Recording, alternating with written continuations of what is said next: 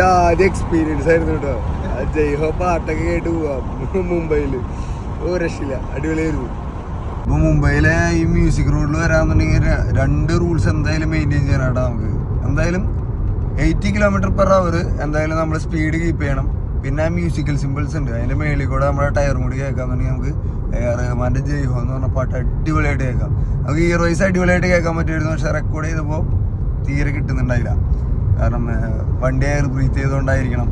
എന്തായാലും പക്ഷെ nice experience ആയിരുന്നു, അടിപൊളിയായിരുന്നു.